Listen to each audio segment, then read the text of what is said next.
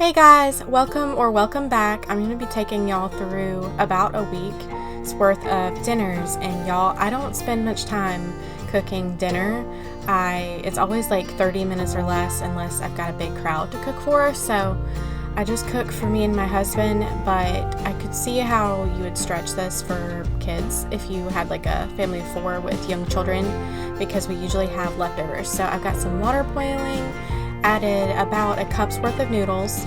I'm chopping up an onion now while I got my ground beef browning. It's about a pound of ground beef. So what I'm making right now is cheeseburger mac. You could call it hamburger mac, whatever you want. Basically, it's a one-pot meal. You could cook the noodles in the same pan as the meat and everything after you brown it. You just have to add more liquid.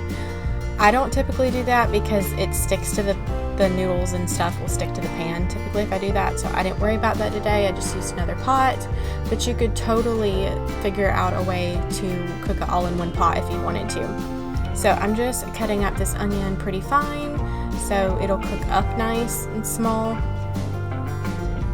My husband doesn't care for the texture of onions, but we both love the taste, so I always try to cut mine up pretty small.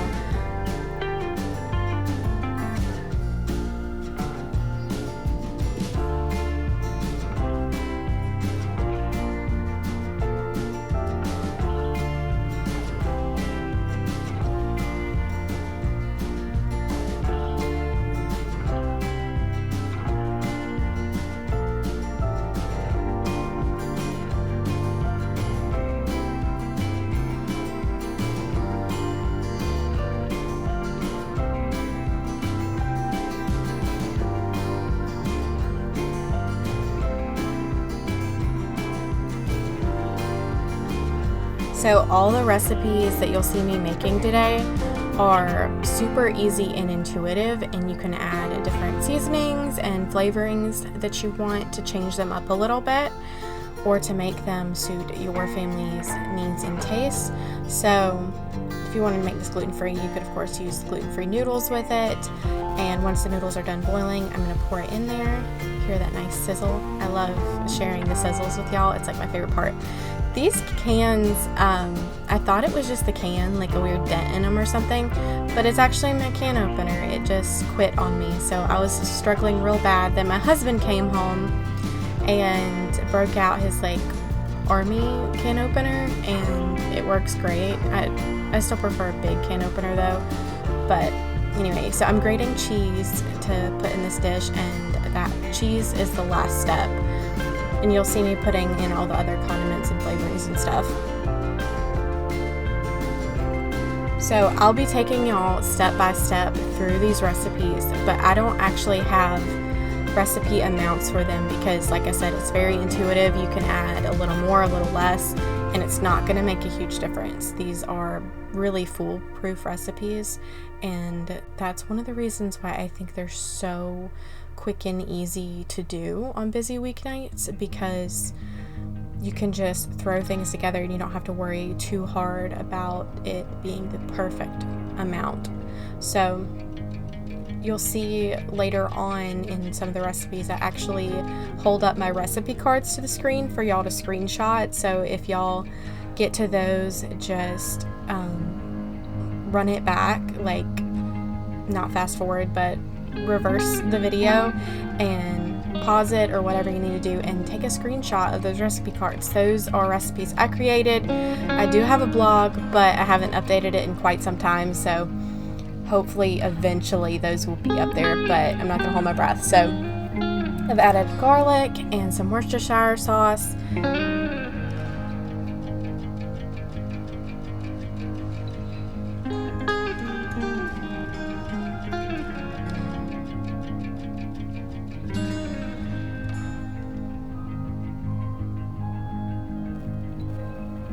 So these are like 8-ounce cans of tomato sauce, and I added 2.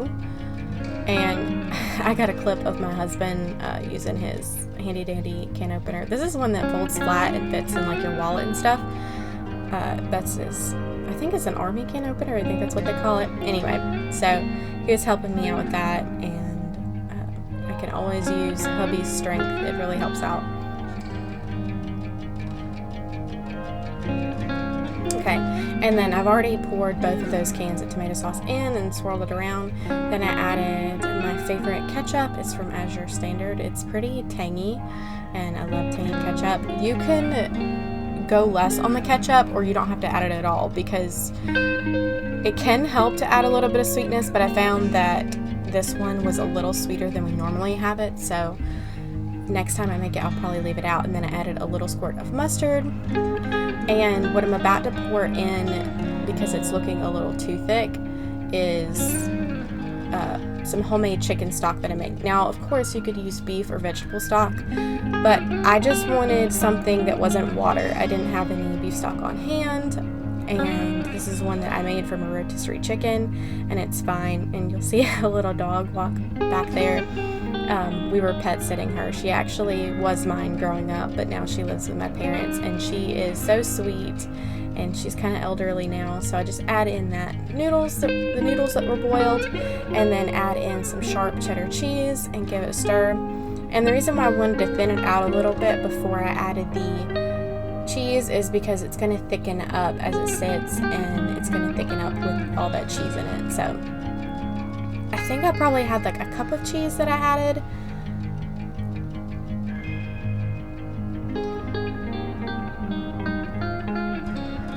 And then of course you could add, there it is, it looks so delicious. So of course you could add to that dish like onion powder, garlic powder, that kind of thing if you wanted more flavor added to it, but it is super tasty. So I just washed some potatoes and put them in our steamer, and I'm gonna turn those on high to get those nice and steamed. And then I'm grabbing some frozen veggies.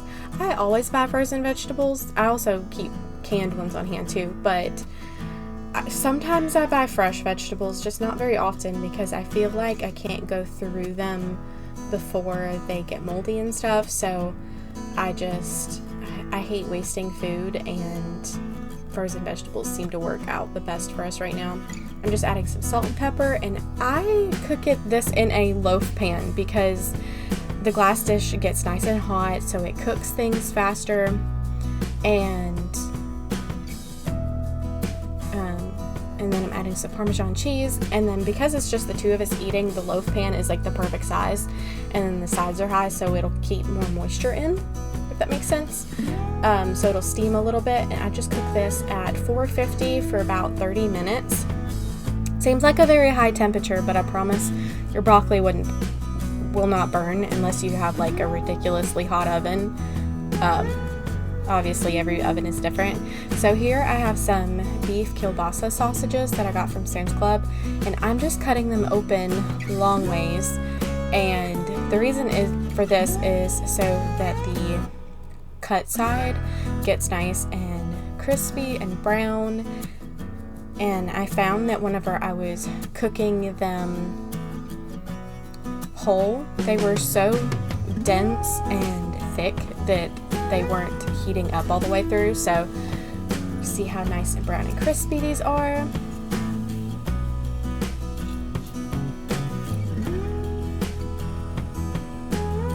And then these are the steamed potatoes. I did break them apart and added some butter, salt and pepper on them. And here is the final dish. Y'all, I told you I don't do like anything extraordinary for dinner. I mean, I make sure that it's nutritious and delicious, and then my husband enjoys it and I enjoy it. But other than that, I don't go crazy unless I'm just really in the mood for it, because you know, whenever you're busy with housework or running errands or stuff, you know, maybe you're not home most of the day and you come home and dinner is like the last thing you want to worry about. These are the kind of meals that I make. And I know that I'm a housewife, and I could spend 2 hours on dinner if I wanted to, but it's just not necessary. Dinner is, it's supposed to be good and almost rewarding, like a nice treat where you can just like relax at the end of the day and enjoy your dinner. But it does not have to be super complicated.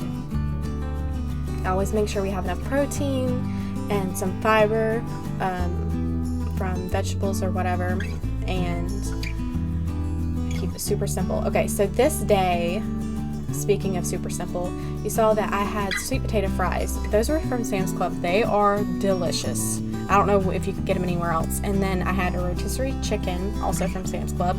The reason is this is the day that I went shopping and then had leftover peas. They were already seasoned, so I didn't need to season them. I just decided to put them in a pot, combine them, and heat them up. I put the rotisserie chicken in. I think I heated that up probably at 400 or so for about 30 minutes, and it was heated through. And then these sweet potato fries, oh my goodness, they're so good. They get so crispy. Okay, so I've got a little pat of butter going in here, and I think I'm going to cook rice in it. I don't remember. We'll find out in a minute. But yeah, it's going to be rice. So this helps the rice not stick to the pan, and it is lovely. I love this trick, and it also will brown the rice and give it a nice toasty flavor. So here I'm making meatballs. I've got some homemade breadcrumbs, about a cup or so, an egg, some salt, pepper, and then I'm going to throw in some Worcestershire sauce too. And then about a pound of ground beef. Not that it matters a whole lot, but the ground beef I've been using is lean, like 93% lean or something, maybe 97% lean. Anyway.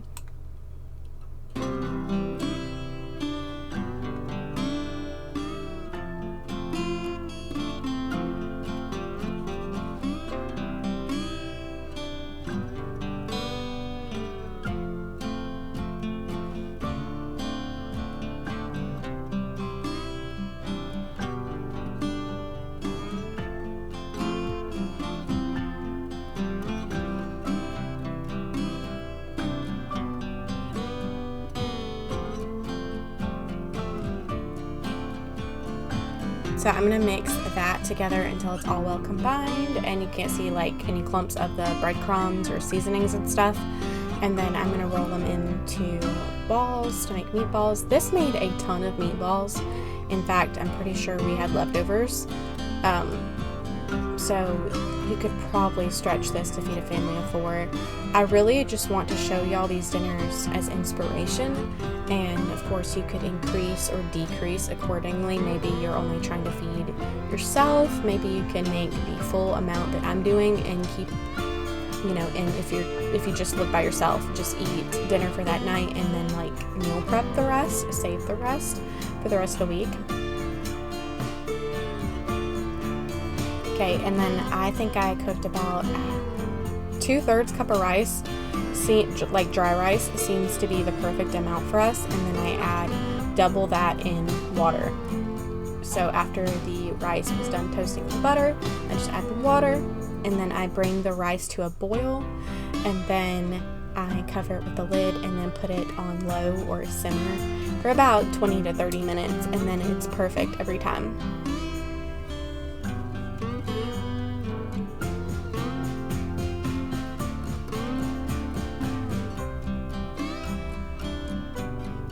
And the meatballs, I usually let them brown and then flip them over, let them brown on the opposite side or all sides, and then cover them with the lid so that they steam and get fully cooked in the middle. And then you'll see me pull them out of the pan later because I'm going to make a gravy for these.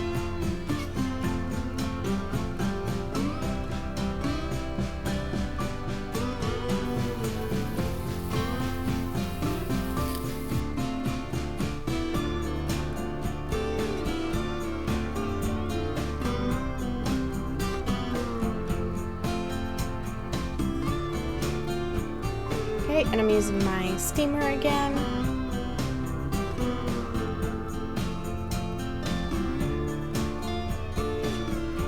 And I just got frozen cauliflower here that I was using the rest of, and then I had to get another package out of the freezer because there wasn't enough in here.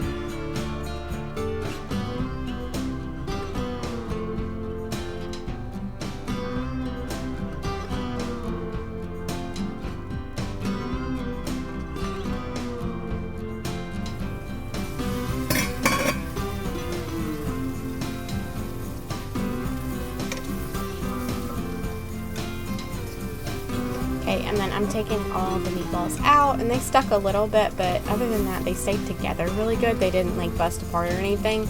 So all of the, it's not burnt, but all the brown part at the bottom of the pan is going to be great for making the gravy. It's going to give a lot of flavor. So I'm just going to add another pat of butter. And a pat of butter is about a tablespoon of butter, by the way, if you need measurements.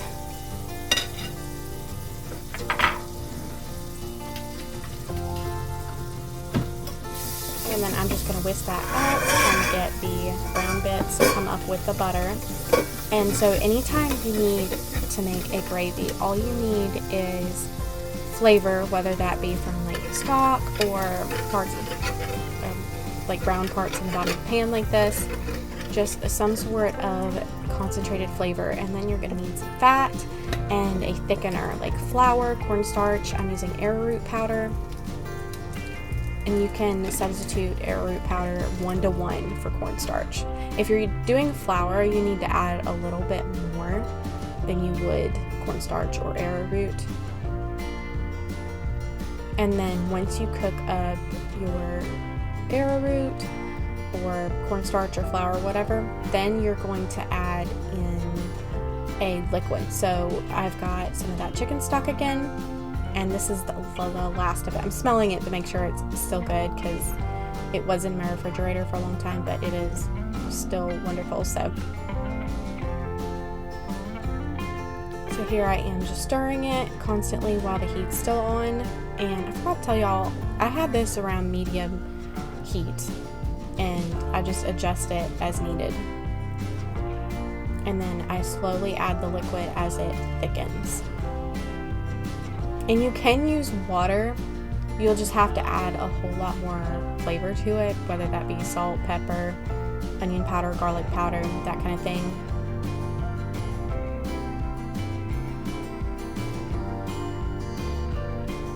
And I think I used maybe 3 tablespoons of arrowroot powder is what I'd guess, thereabouts.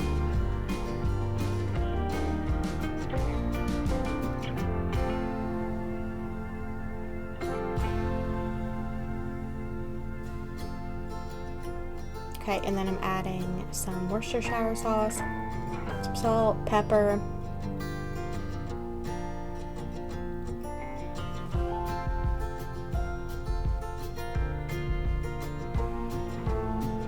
and then onion powder and garlic powder.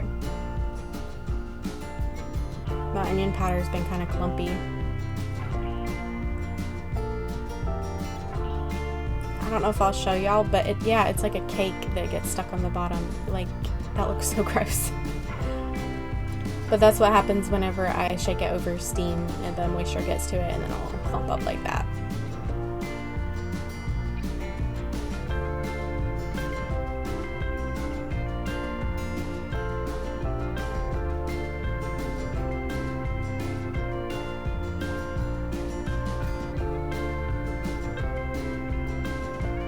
Now, normally when I make gravies, I add mushrooms and onions to it and stuff, but I think I was out of mushrooms. My husband loves mushrooms, so I definitely would have added them if I had them. I think I ran out.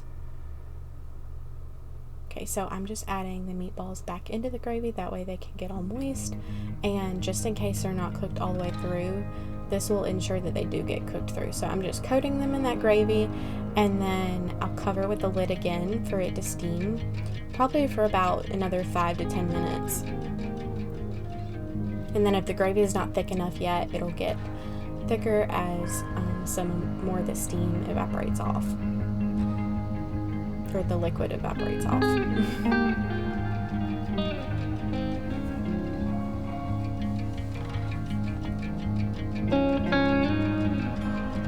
Okay, and here's the rice. You can see all the brown like flecks in it. That's from it getting all toasty, and it's done. And I'm just seasoning the cauliflower and the rice with some seasoned salt. You do not have to make this complicated either. Now, once I plated it up, I realized this was a very like brown and tan kind of dish. But that's totally fine. It still had plenty of nutrients in it, even though there wasn't a whole lot of color. So I finally got mushrooms. I'm just chopping those up. I'm just doing a really chunky cut. You could do these as fine or as big as you want to. It does not matter. So right now I'm making a cream of mushroom soup, and I'm going to use it to help me make a casserole. Now, I don't buy cream of soups because I don't really like the ingredients in them, and honestly they're kind of expensive whenever you think about you're just buying like a thickener basically. So I'm going to melt some butter, and then I'm going to throw these mushrooms in the pan to simmer in the butter for a little bit.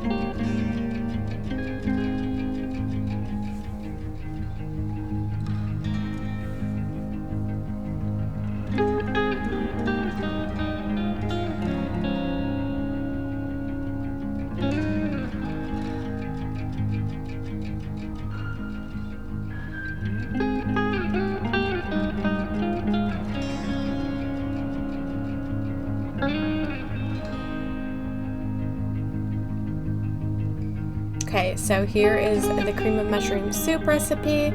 You're welcome to screenshot it, use it however you want. And then I've got some red potatoes that I'm cutting up.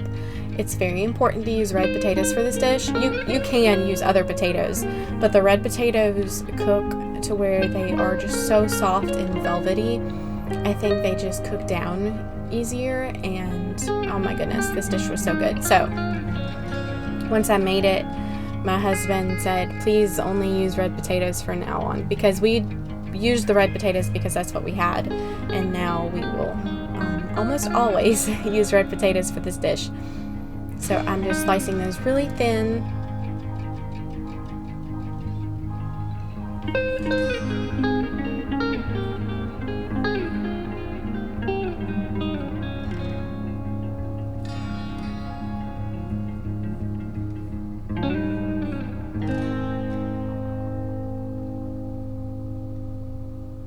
Okay, and then I'm grabbing a 9x13 dish. Now you could like double this recipe or use less pork chops in this, because it's going to be layered and the main meat in this is going to be pork chops. So I'm just spraying the pan so that nothing sticks, and then you'll see me add some flour to the mushrooms. And it's all in that recipe card. I don't remember how much flour I used because I don't think it was that whole cup measurement. I think it was probably like a half cup or so. And if you wanted more like gravy in it, you could double the cream of mushroom soup recipe. Or if you get busy and you don't want to do it this way, you could just use a can of cream of mushroom soup if you want to.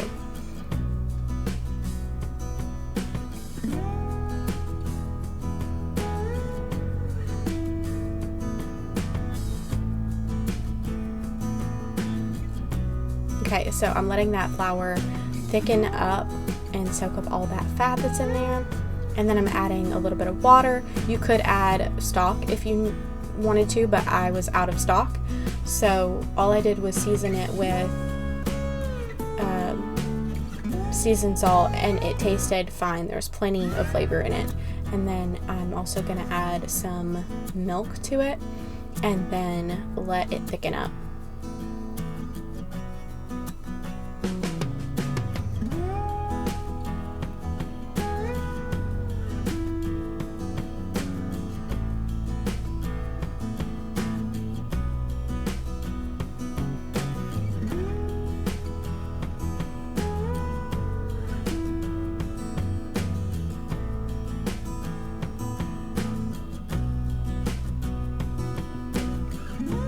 Okay, so now that it's a little bit thick, I'm going to spread it very thinly at the bottom. And this is just so that the pork chops and potatoes and stuff don't stick, because we're going to add the rest all over the top. So I'm going to lay out the potatoes in a thin layer. And if you sliced too many potatoes to lay out evenly, you can layer them. There's no harm in that. I just didn't want to make huge stacks of potatoes because it's only for me and my husband.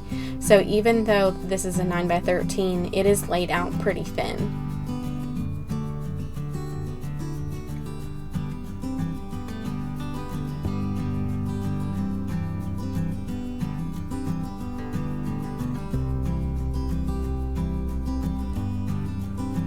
And I'm all about making meals stretch to save money and stuff. So of course, like if you're feeding more people, add more potatoes, add more layers of potatoes, add more of the cream of mushroom soup, and then add the same amount or just a little bit more of the pork chops. And you could even cut the pork chops up more if you wanted to be able to fit more pieces evenly throughout the pan.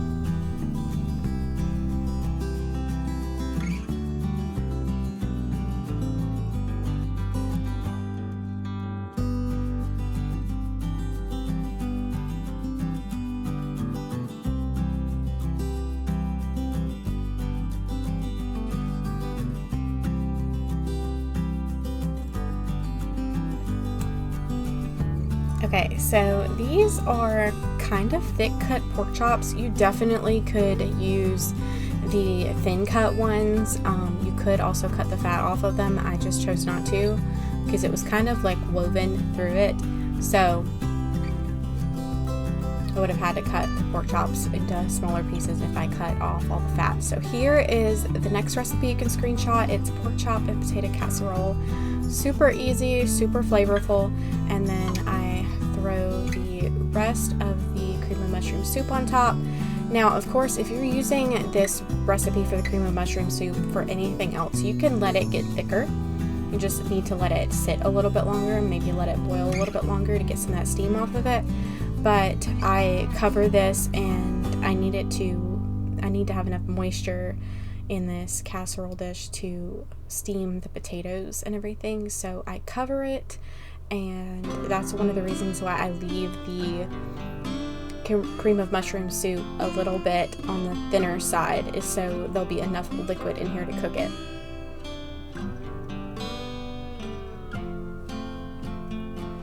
Okay, so this next thing is pretty fun. I'm making a pan of biscuits because tomorrow morning my husband is going to be riding with a friend, and they're going to go upstate and do some camping. So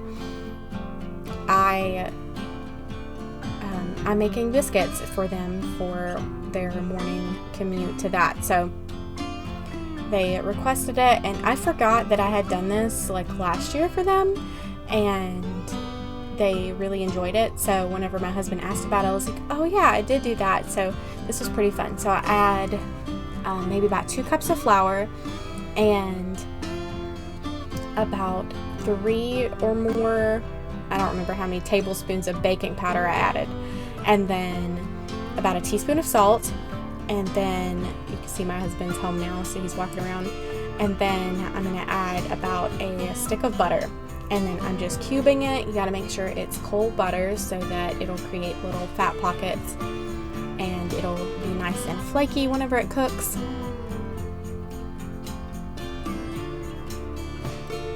So I got the foil pan out, and you'll see me melt about 3 tablespoons of butter to coat the bottom of it so that the biscuits don't stick, and it'll get them nice and crispy on the bottom. So I don't know what he was doing. Sometimes he picks at me or whatever, so who knows. But so I'm just breaking up the butter, and you see me using gloves a lot during this video. If you haven't seen me do that before, and I do it in other meal prep videos and stuff like that, but it's not because I have a problem with touching the stuff. It's because I have warts on my fingers. So I'm trying to not let those spread, and so I keep them covered with Band-Aids, and I don't want my Band-Aids getting soggy, having to wash my hands so often. So I opted to use gloves to make the biscuits, and I'm just trying to make the butter integrated in the flour real good. And then I take about a cup of milk, and then I add a splash of vinegar. That is a great substitute for buttermilk. You could also just use buttermilk if you tend to buy it, but I haven't bought buttermilk in probably like 3 years because the vinegar and milk just does the trick for us. So it tastes exactly the same to me. And then I'm just like mixing it up pretty gently, trying to get it into like one big dough ball.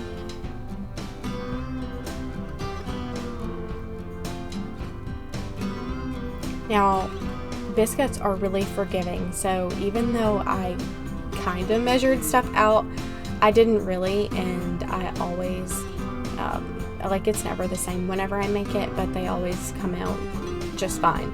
So I'm going to move this to the flat surface and just kind of pat it down.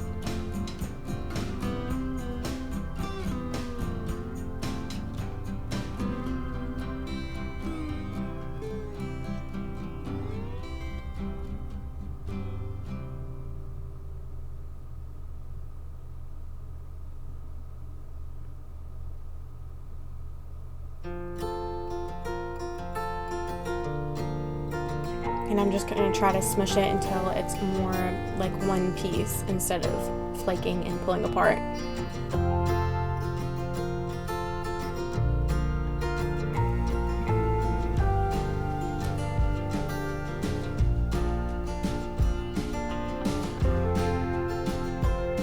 So the morning of whenever he needed to leave for his camping trip, it was super early, so I woke up with him and popped these in the oven to reheat for maybe about 10 minutes. I covered them so they wouldn't dry out, and once they were done heating up, I put them in a casserole carrier and sent them with him, and his friends enjoyed them a lot. So just cutting this up with a biscuit cutter. If you don't have a round cutter, it's no problem. You can use like a drinking glass and cut your biscuits out that way, or any round shape that you have. Mason jar lid works great. And then what I'm trying to do is just fill up this pan.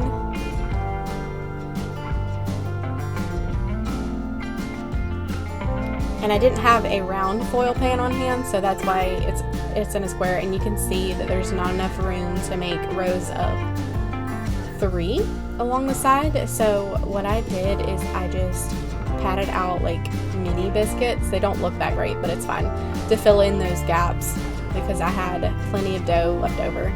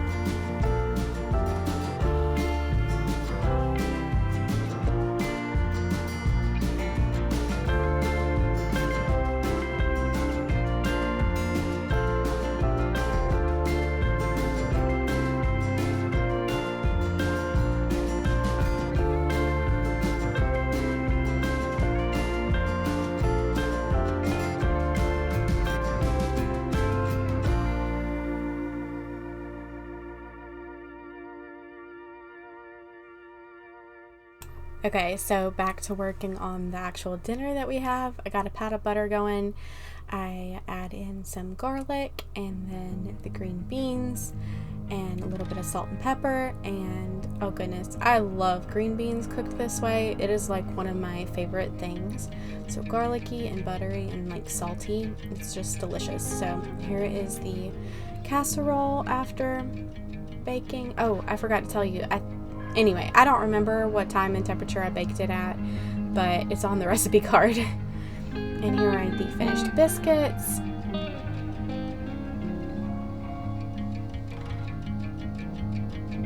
Okay, so I'm slicing up an onion.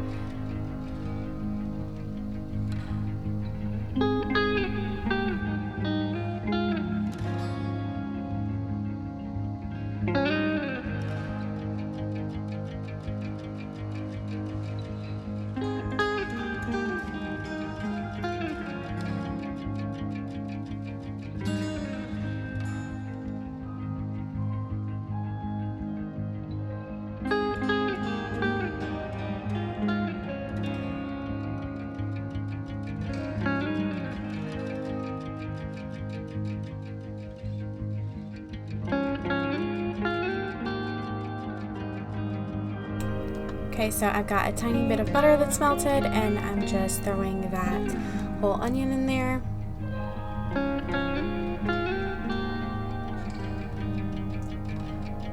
And then I'm going to let the onion kind of simmer in the butter and get soft. I'm going to add more garlic. Y'all see me throwing around pats of butter and garlic like it's nobody's business in this video. I feel like almost all the dishes have it. So I'm adding in a little bit of salt, a little bit of pepper. As usual, I don't know if I said what I'm making yet, but it's chicken and dumplings, and it is one of my husband's favorite dishes.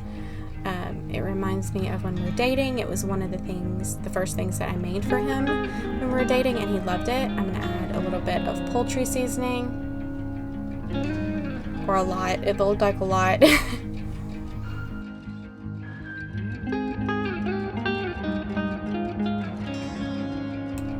Okay, and then I'm going to add in like 2 bay leaves. But the trick is we always got to remember to fish those back out later, right? I did actually remember to fish them back out, believe it or not. And this will give it a good bit of flavor as well. And then I'm going to add a little bit of turmeric. Not enough to taste it because we don't really care for the taste of turmeric, but for maybe minor health benefits since there's not that much in it. But also just the color. I think it gives it a nice, beautiful yellow color. Especially because I'm pretty sure I ran out of my homemade chicken stock, so I didn't have any to add to this, so I just added water, which is fine because there's plenty of aromatics and stuff in there anyway. And you'll see me use the leftover rotisserie chicken from the one night that we had it. Okay, so I don't know if you've noticed, but there's no carrots or celery in this, and one, I have a carrot allergy.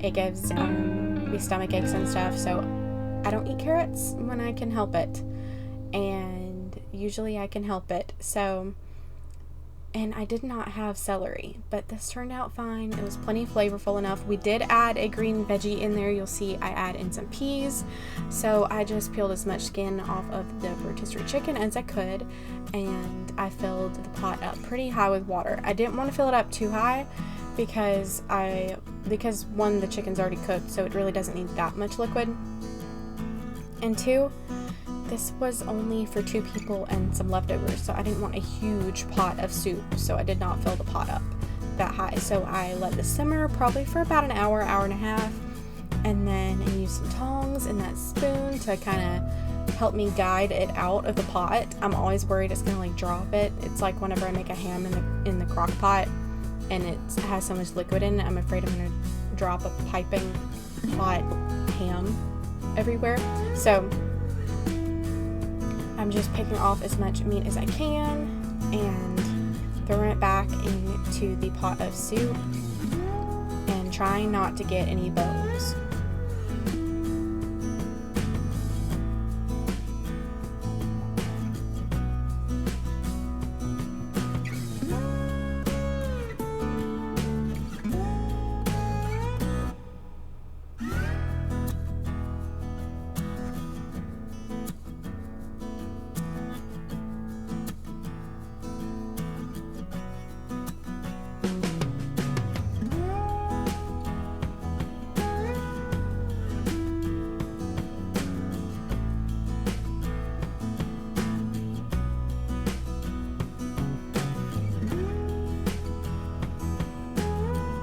Okay, and so I'm adding a good bit of frozen sweet peas. I'd say I added about a cup and a half. It was kind of a lot of peas, honestly. And then I just let this come back up to a simmer to where it's like actually boiling pretty hard, honestly, is what I want. So, and then we're gonna make the dumplings. So I have a few tablespoons of butter that's melted, and then I'm gonna add a cup of flour. I think I might actually go back and add another half cup to a cup of flour, and then I'll add in a couple tablespoons of baking powder. Let me reiterate that. That's what you want. So now the butter does not have to be cold for these biscuit-like dumplings, because you still get a nice fluffy dumpling. You don't have to like make it like a regular biscuit. So melted butter is fine for this, and then I'm just gonna stir it up and then add in some milk. This is reduced fat milk, and in fact you don't have to have buttermilk for this, or you don't have to have like vinegar added to your milk. You just do milk, because the flavor from the soup is really all you need. So I just mix this up until it gets a nice like biscuit dough consistency. And I looked at it and I was like, that's not gonna make enough dumplings, so I added a bit more flour and milk and stuff.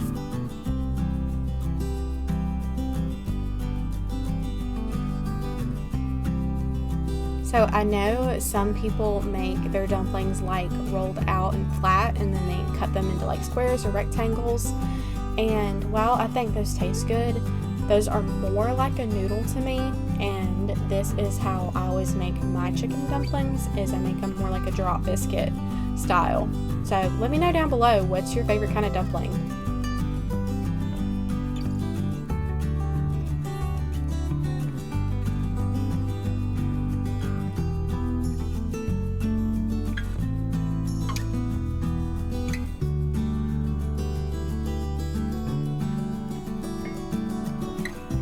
Okay, you can see that it's simmering pretty good, and I'm just going to grab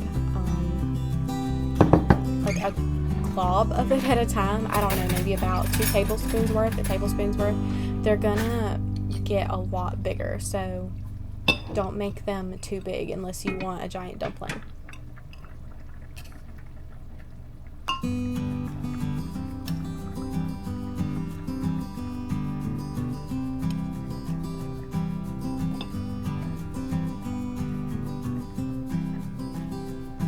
And of course, you can make more or less dumplings. You could add carrots and celery if you wanted. You could add celery seed. I think it's because I added the poultry seasoning that I didn't feel like I needed to add anything extra like that. And because of the flour in the dumplings, it will thicken up the soup. So you'll see that it's kind of clear, and then whenever I go to dish it up, it won't be so clear. Okay, so once you got your dumplings scooped, you're gonna put the lid on, and do not stir your dumplings because it'll make liquid go in them and they won't be as fluffy. So keep the lid on them for about 10 to 15 minutes, and then take the lid off, and then it's all ready. Y'all, every time I tried to like tilt the bowl to show y'all, I ended up spilling some out of the bowl, so it was just funny how many times I had to retake that clip. But here is the beautiful chicken and dumplings, and I'll see y'all next time. Bye!